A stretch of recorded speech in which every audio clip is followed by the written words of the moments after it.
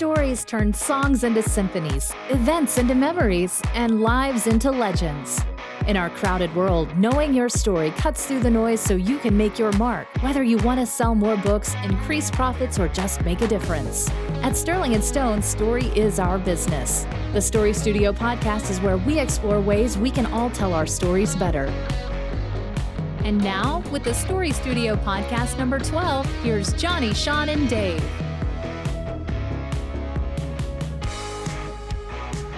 Hey everybody, welcome to the Story Studio podcast. Are you jamming as if the I was pretending the old music was there. The old music. Yeah. Okay. So today we're going to talk about what makes a story commercial, basically what makes it sell. So we'll be unpacking that a little bit because I know nobody listening to this would actually care about selling a story in any way, shape, or form. Well, that would be ridiculous. So we'll look at that in a bunch of different ways. And, okay, I got a spoiler alert. Okay. I have to leave halfway. What are you doing? It's on Facebook. What are you doing? Stop it. What's he saying? I don't know. What a jackass, though. All right. So you guys ready to go? Yes. All right. Without the something cool, I feel like we just delve in. So well, I missed the something cool. Can we do like a just a flash something cool? Because we've got like Dave. We want Dave right now. Dave, what is your something cool? Because it echoes me. This is same as my something cool, and I know it have Johnny's exactly something cool the by same Sunday. something cool. It's been through the whole company's Slack, and I decided I'm going to watch this movie in a few days. And motherfuckers keep going, "Why has nobody watched this yet?" You guys are both going to have the same goddamn something cool. So no, you're not allowed to talk about that. But okay. You guys are both going to talk about A Quiet Place. But no, that's what I'm saying. We just do one company something cool. It's A Quiet Place. Dave could say a spoiler-free couple of minutes. Seen it. Why didn't we just wait till next week? All right, wait till next week. Dave, do you have anything cool to get this party started? Homeland is rocking this season. It's like it's an example of a show that like a lot of shows lose their way and they never find their way back, like Dexter. And oh yeah, then Homeland sort of lost its way, meandered a bit. I mean, I still watched it. I still looked forward to it, but now it's just like it can't miss. It's like pitch fucking perfect. As soon as they got rid of Brody, that show took off. I agree. Yeah, and they just keep they're almost prescient in their ability to handle topical things. Oh, I agree with that too. Yeah. And they're twisting the screws so tight. It's a lot like watching 24 at its peak, because it starts off one way, then it does another thing. You don't know where it's going to go. And it's very rare for a show to like surprise me in any way whatsoever. And they do it in the most perfect of ways, and they build on character stuff from previous seasons. So stuff that a lot of shows will completely forget, they remind you like, oh, you thought that was done? No. So it's just perfect show. How close are they to the end, Dave? I think there's 2 episodes left in the season. I'm not positive though. I don't remember. Right. They're on like number 10 this week. Okay, well that's about time for me to start watching then, because I don't want to have to wait week to week. That's balls. Yeah, it's hard to. It's the only thing I look forward to in life, really. Did you catch that, Johnny? There was. Okay. Well, actually, I think more accurately, did you catch that gem? There you go. Yeah. So, all right. So, what makes a story commercial? What makes a story sell well? Not just books, stories in general. We actually do a thing for the Stone Table group. Called Stealing from Billions, which is kind of actually based on this, like from popular culture.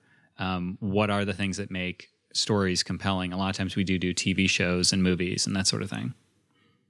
Yeah, anything that hits like a wide audience where, I mean, niche stuff is great for sure. And you can make a lot of money and have a really gratifying career, you know, really serving a niche and serving it well and understanding that and going back time and time again. But if you hit it mainstream, that means that many audiences are going to be really digging what you do. So that's why the Holy Grail is like the ultimate PG movie, right? If you get a movie where parents will take their children to go see it, and not be miserable, and maybe even go see it themselves. Something that serves date night and family night and children going by themselves, and then it has a better life on video or streaming later. Also, like those are all death. Like Faces of Death, right? Because we all have grandmas who want to expose us to the dangers of life. True story, by the way, for those new listeners. My grandma was great. All right. It does explain an awful lot. Dave's justification for the operative word being on awful. Dave's justification for why Grandma rented Faces of Death for him was life was different back then. Also, I'm a true old. story. Yeah. Yeah, this is not us making fun of Dave right now. This is just us recalling things that Dave. It's actually both. Okay, right. To be fair, it is both. Right. So it's those things that go beyond boundaries. So Pixar movies are a great example. I think children and adults alike love Pixar. They love the writing. They love the execution. They come up with big concept ideas, but they execute them so well that they just become not only commercial but classic. They almost transcend that. So that's what we want to talk about, is those elements. Dave, do you want to start, since we already talked about Homeland? Kind of talk about what makes something commercial for you, like what makes you part of the audience. You can't pick something like Let the Right One In is a movie that you really love, but that's not commercial. That's not commercial, right? So what are the things that will what is something that you love about commercial work, and something about commercial work that really turns you off, the kind of commercial work that you don't care about at all? Well, I think Homeland is a good example, since I already spoke about it. It's a show that it gets dramatic tension. It knows how to increasingly twist the screws and deliver in a very lean sort of way. It's not filled with fluff. Like The Walking Dead is just so much fluff. That's what I think of when I think of The Walking Dead. It's like they do the same thing over and over, and there's good points, and there's just long stretches of it's just repeating the same damn thing. And I think something like Homeland does it better because it's about the situation, but it's also about the characters, and you actually care about the characters. And I think that's the distinction to me between good commercial fiction and bad. Like a lot of the popcorn movies, like they'll just throw out a big summer blockbuster, and there's absolutely zero character development. They just, Joe action hero, and give him some guns and let him go to town. And that serves a purpose, I guess, if you're in a mood for like one brainless sort of movie I like is a Transporter series. Like that's completely and totally brainless. And for some reason I like it. I don't know why. Wait, okay, but you've never given the Fast and the Furious series a chance. That's kind of because that's just ludicrous. A bunch of people driving in cars and doing stupid shit like that. Transporter is one guy. It's not a whole team of idiots. But to be clear, have you ever seen even one of the movies? No, I refuse to on principle. Okay.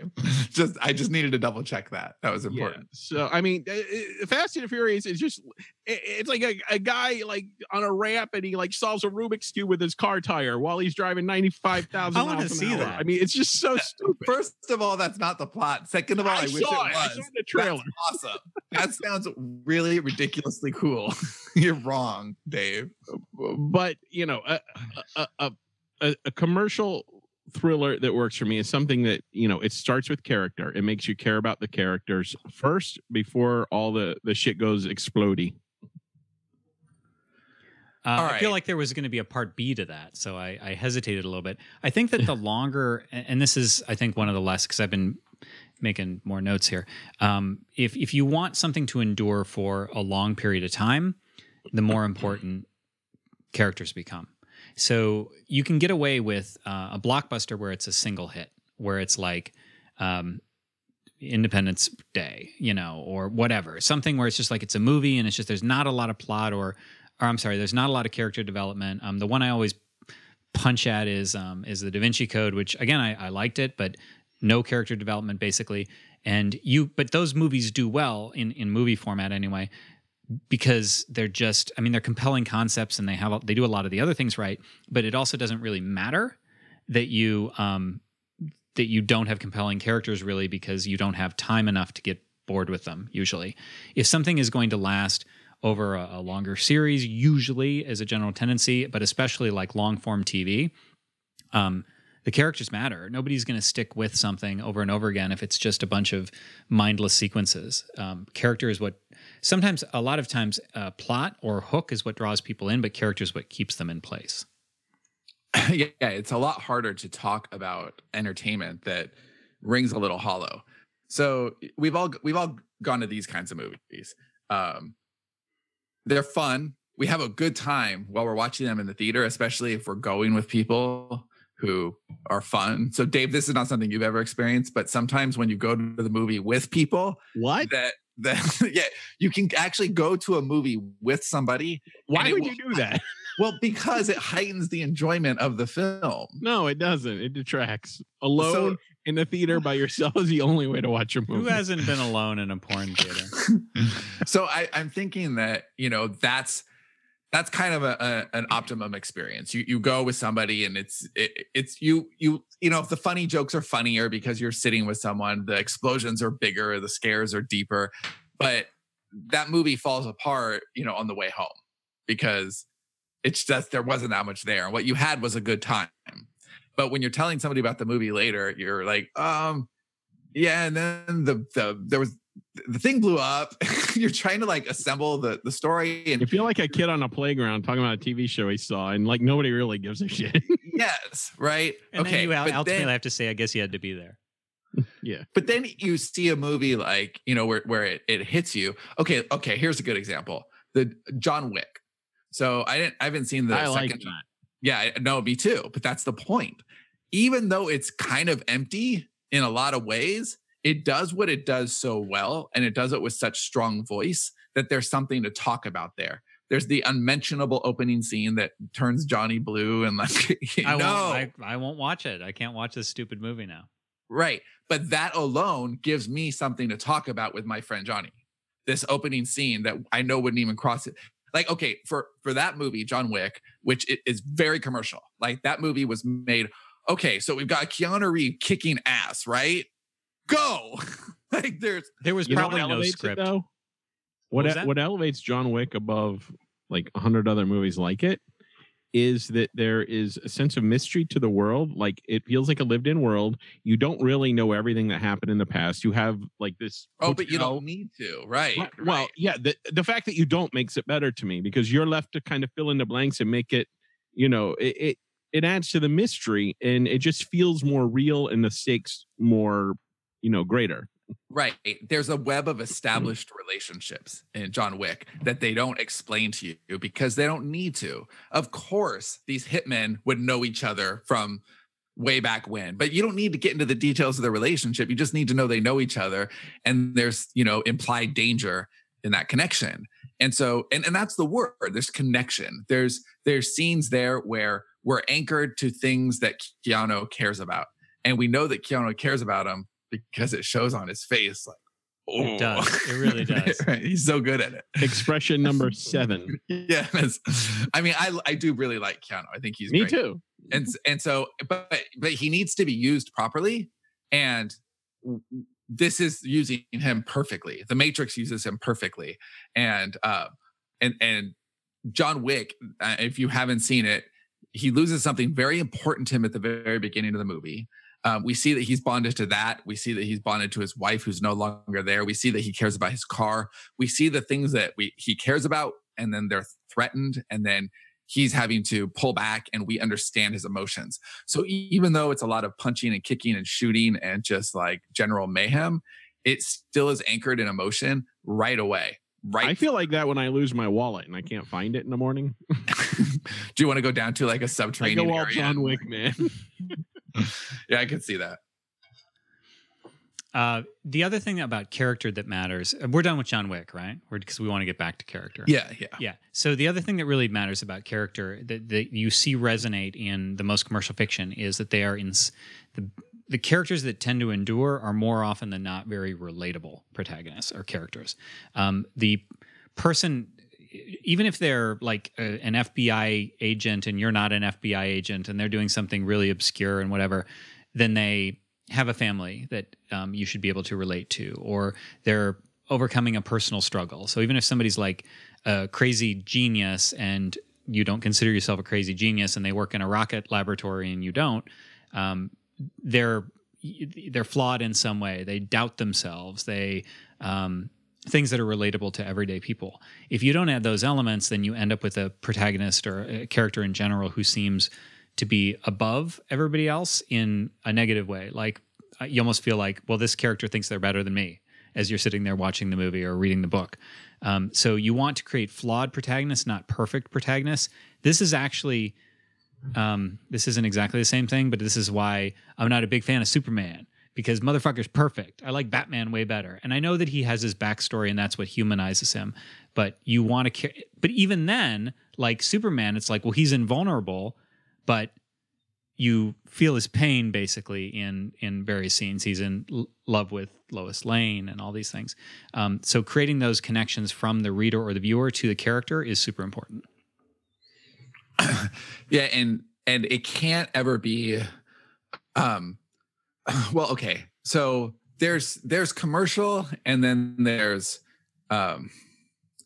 okay, what is the line? So Dave, there's commercial consider, and then there's good, and they aren't necessarily always totally overlapped. Right. And you also get that situation where sometimes people, like critics can dismiss something as being, commercial schlock, and they're guaranteed to almost like it or not like it. But that's not universally true. I mean, look at this year. We had Black Panther, which is a superhero movie. That would be easy for critics to pan, but they didn't. It's almost universally praised by both critics and audiences. I think it's like high 90s for both critics and audiences on Rotten Tomatoes. And if you look, that's the sweet spot that we're all looking for, right? Baby Driver was another one. Like that's kind of a highly commercial concept, but it's so well, it's basically a 2-hour music video with guns and shooting. It's very choreographed. It's beautiful. It's got wit and just slick direction, and it's a lot of fun. But it also made a lot of money. It made a lot of people happy. So that's kind of what we're looking for. So what are the examples of or examples that you think of totally fail? So for me, like I love smart comedies. Smart comedies are really, really great. Like I remember Bridesmaids, where like I laughed my ass off on Bridesmaids. And we saw Girls' Night last couple of nights. We split it over 2 nights. And the trailer looked funny-ish, but kind of like the kind of funny that you see all of the funnies in the trailer. Yeah. And you're going to be disappointed. And we kind of had to watch that because we had just watched A Quiet Place, and Cindy had spent 90 minutes sobbing on and off because of the movie. I'm gonna be so glad when I see this fucking movie and I can stop worrying that you guys are gonna tip me off on tone or some things that happen, or tell you how everybody dies. Oh my god! Oh. So I didn't know it was a cry-worthy movie. Now I do. So it's not that kind of crying. It was just that, like, as a mother, like she was just very tender watching it, and so we wanted to watch something light, and we watched this movie, and it has one standout performance. I'm blanking on her name. She's a new actress, Millicent Simmons. No, not A Quiet Place. From I'm actually believe it or not, I'm actually talking about Girls' Night. Nobody's allowed to talk about A Quiet Place for 48 hours. Well, she's the one in the trailer who says a booty hole. Wow, do it in that voice again. That was great. All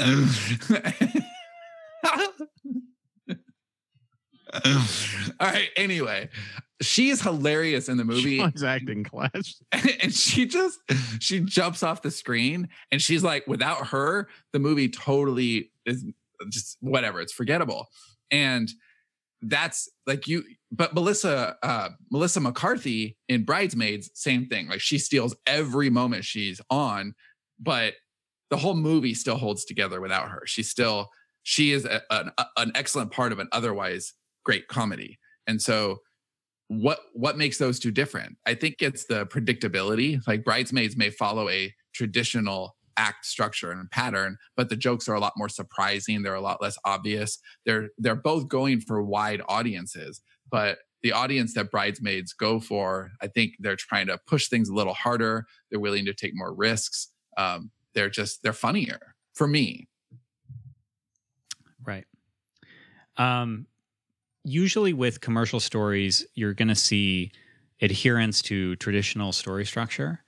Again, we're talking commercial, not necessarily good. And this is a little bit of a Venn diagram. There are plenty of things that are good, but not very commercial. And there are things that are commercial, but a lot of people would say they're not very good. And then there are ones that are both, ones that are neither.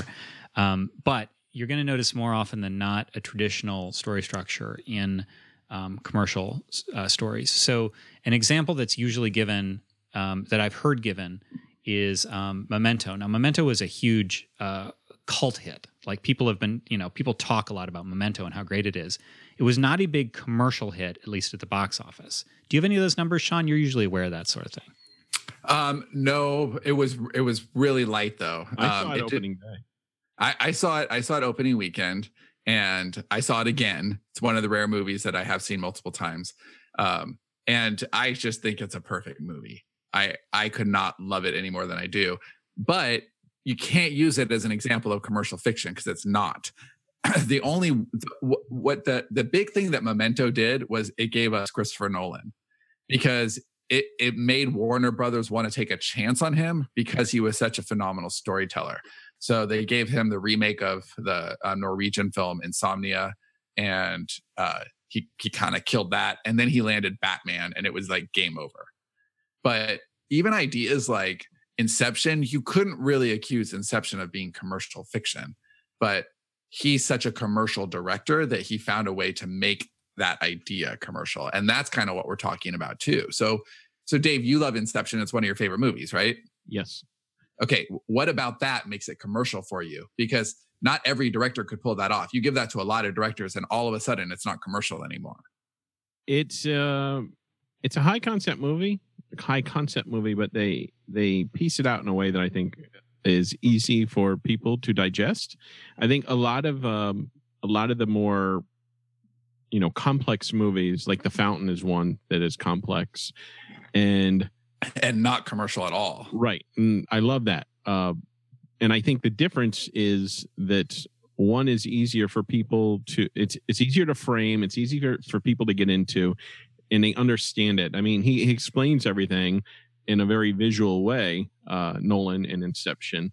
And I think the general audience gets it. It's not something where they're, struggling to understand it and follow it and have it. I think that's actually a great differentiation, Inception versus Memento.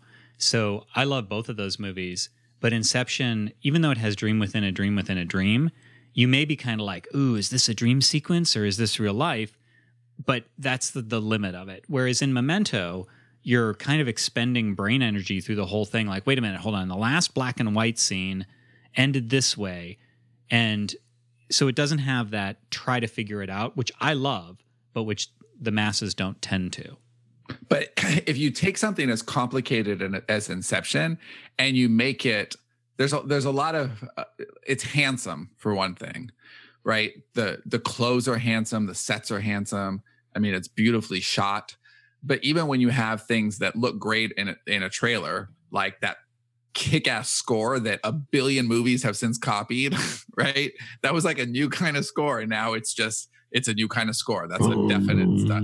Right. But that was the first. And so you got this great trailer that was confusing, right? You got people floating in air. You got buildings turning all MC Escher all over the place. There was a lot of intrigue there. There was a lot to wonder about.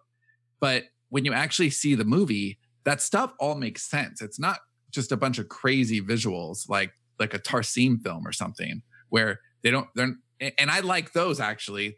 They're a little niche. They're not commercial at all, but that guy knows. He did Cell, right? Yes. Oh. Yeah. Cell or The Cell? No. Well, because the one with Jennifer Lopez there's a movie called The Cell. Yeah. Okay. Yeah, I really like that. It's beautiful, but not commercial, right? And so like his films are beautiful, but when you get to those great special effect shots and the buildings are all warping and changing, it's like they're shuddering. Well, that matters to the movie itself. That's not just a special effect. It's not just a set piece. It actually matters. And there's a way that they're using special effects for exposition instead of really clunky dialogue. We're in a movie like, what's the one with The Rock? San Andreas, right? Where San Andreas and, the buildings are all shaking, and they go to exposition labs where Paul Giamatti says, it's gonna rock in the West Coast and you're gonna feel it all the way on the left, right? Like he has to explain all of this to the viewer so they understand. And that's clunky, where it's so much more elegant and not that San Andreas wasn't successful, because it was. And in a lot of ways, it was slightly better than average, blockbuster fare. I actually enjoyed it. I like The Rock. Tara brought up something that's on Facebook, and I don't see those comments on Facebook. I see some, but not all of them. Basically asking why some cult movies fail in the box office but peak later, in like Firefly. Kate points out that Firefly was due to Fox airing episodes out of order and not giving audiences a chance to attach to any of the X-File replacements because they canceled X-Files.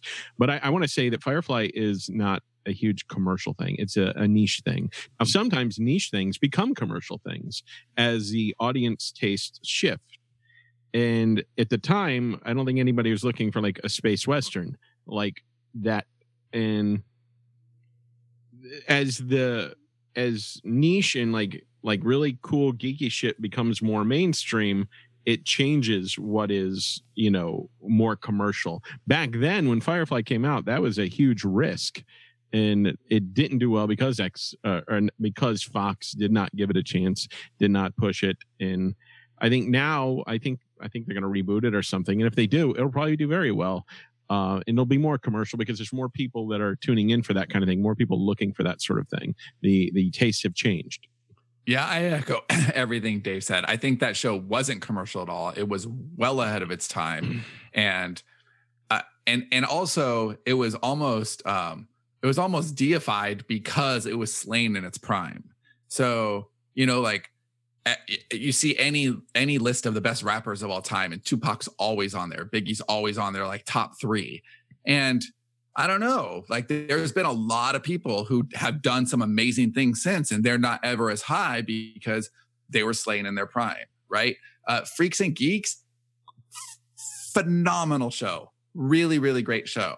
But it's like preserved as the most classic thing ever because it got one season, right? So it's possible, like I know this is heresy and like people are going to want to throw things at me. It's possible Firefly could have been 3 seasons long and turned into something shitty.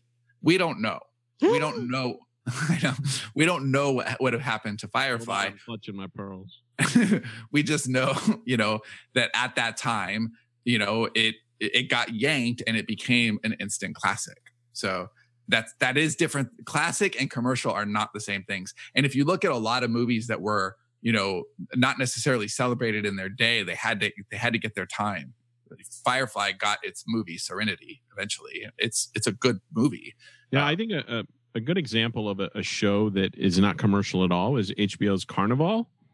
It was very niche and it was ahead of its time and it got canceled way too early. However, if that had come out now, right after like they ended a season of Game of Thrones, people would be digging the hell out of that. It would be considered more commercial. Yep. A little bit of yin and yang here. So there's one, I would just add two more here. One I would say is a simple story, which actually speaks to some of the stuff that we were saying before.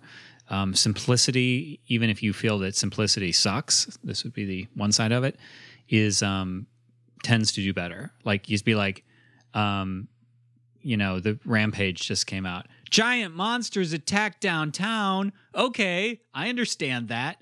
So there is a real element of just like a simple story works, and that the more complex you make something. So like Primer or Mulholland Drive or something. Okay, wait. I gotta. Oh wait, yeah, that's the one. Primer's the time travel one, right? Yes. Okay, I was just going to bring that up, but I was going to bring it up in a slightly different context where you can even take a subject matter like time travel And there's a spectrum there between how commercial you can make that idea. So over on this end, we've got Primer, which is really is not hard. an easy movie That's to a get puzzle. It might be the hard. It's the same guy who did Upstream Color. Go back and listen to that episode of SPV. That was very mainstream. No, that was a popcorn film if ever there was one. Upstream Color might be the least. It is crazy how not mainstream that movie is. It's an excellent film for sure, but it is crazy not commercial. Same with Primer, but Primer makes you feel what it would be like to invent time travel. Like there's something oddly visceral about that movie, and you're like yanked into this lab where these people are creating something, and it feels different, but it's taxing. You have to show up to that movie, pay attention. I watched it again knowing, I think, what was supposed to happen, and I still couldn't figure it out. I've like read things online, like, okay, I'm still missing it. Complicated. Yeah. It rewards you, but it's complicated. On the other end, you've got something like Back to the Future, right? Back to the Future is still about time travel, but it has all the commercial elements that you can think of.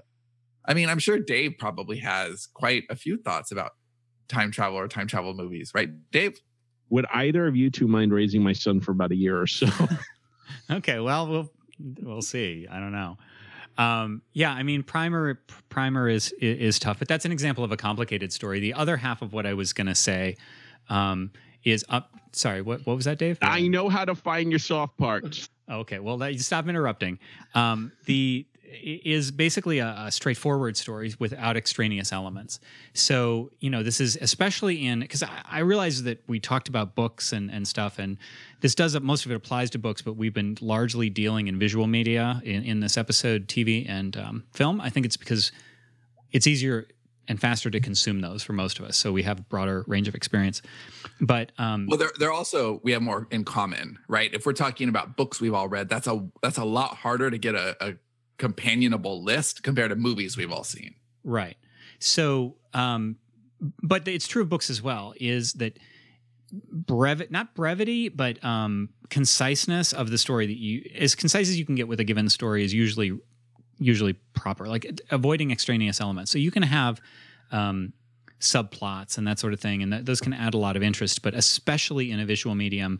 And I would argue additionally in books as well, to definitely a certain extent, you don't want to add a bunch of stuff. So one of the punching bags I've used a few times is I would also say a book with a clear title, Stephen King, because I never remember, is it 11/22/63?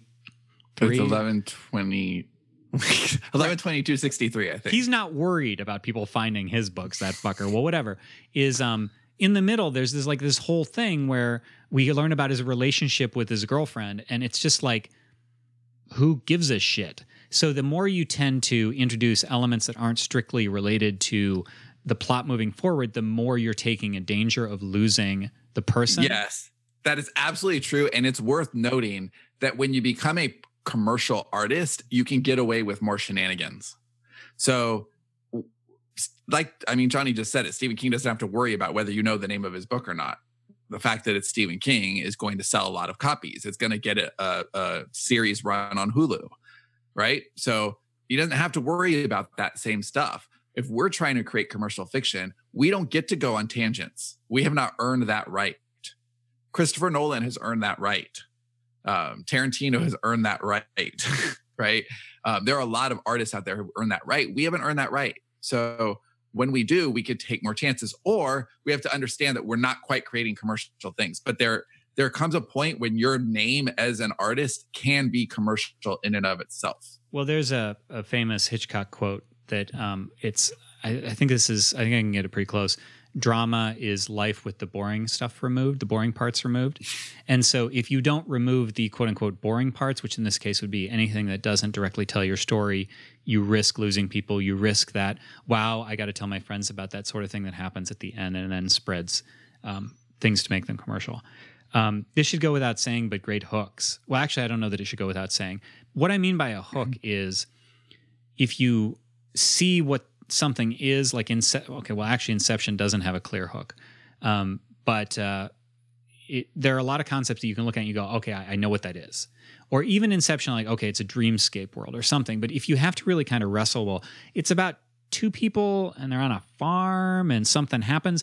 If it's hard to explain, then it's going to take a hit on commerciality. You know, great, like the Titanic.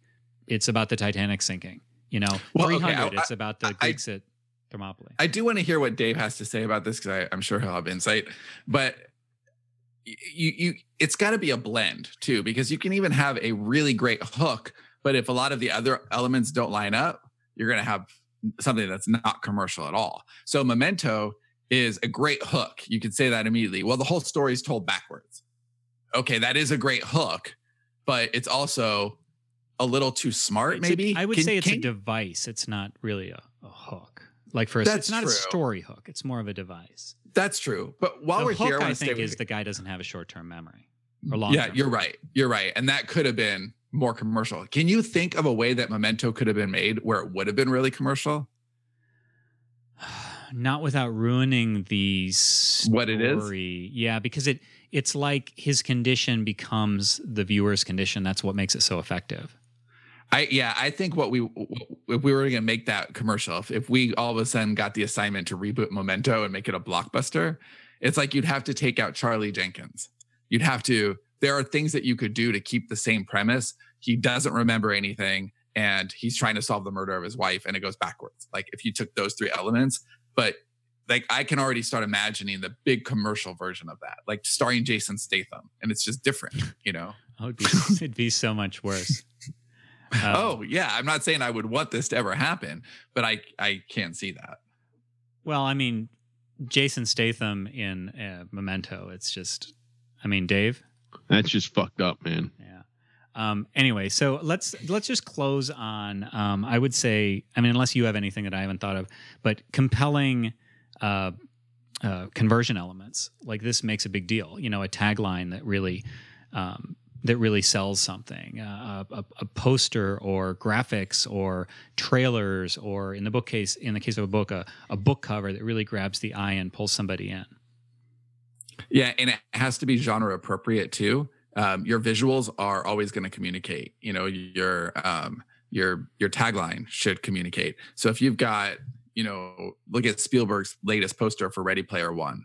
You've got, even if you don't know about that book, you haven't seen the trailer, you don't know what Ready Player One means, you're just walking on your way to Cinnabon through the mall and you see that poster, you kind of have a good idea about Ready Player One.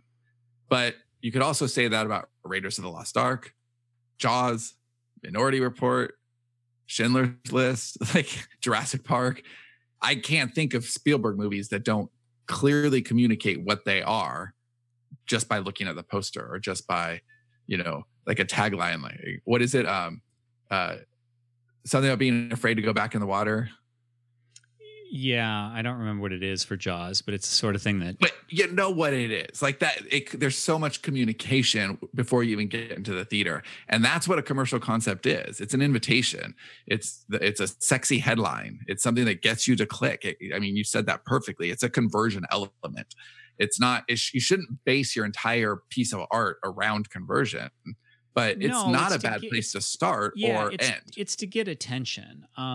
You may, you know, I'm old in writing terms anyway, and I did the whole thing with submitting query letters to agents, and this is before the whole self-publishing thing. And I used to feel like, you know, you start to get really desperate after that. Like, shit, is anybody ever going to read my book? Forget about liking it or not. Is anybody even going to read it? And I always felt, of course I felt this way because I was the author, but I felt that the books I was submitting, I felt it was really good. But nobody would I just wanted to like smack somebody across the face and be like, will you please just pay attention to it? And that's what your conversion elements do. That's what a cover does. It's what a tagline does. It's what people say about you does. It's what a trailer does, is it gives them a reason to pay attention. So the goal of those elements is basically, it's for first contact. It's to make them turn their head, metaphorically speaking, like, oh, you know, I'm interested. I'm going to stick around. And then you have, you know, a handful of seconds to get them again.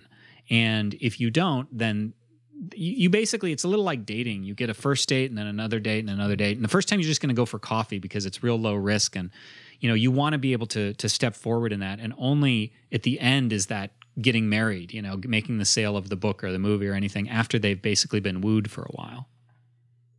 Yeah. Also, in terms of what other people say about the movie, you always get those social proof quotes. So-and-so says it's just like so-and-so, right? And they flash across the screen. But pay attention to those comparisons, because the comparisons that they choose tell you how commercial they think the movie is. What are they comparing it to? Are they comparing it to, something? Are they comparing it to Wes Anderson, who great, artistic director, but not really commercial? Although Isle of Dogs, I would argue, is very commercial considering. But typically his movies are not very commercial. And if you're comparing it to that, that's way different than comparing it to Independence Day, which is, extremely commercial. Right. And as far as most commercial movies are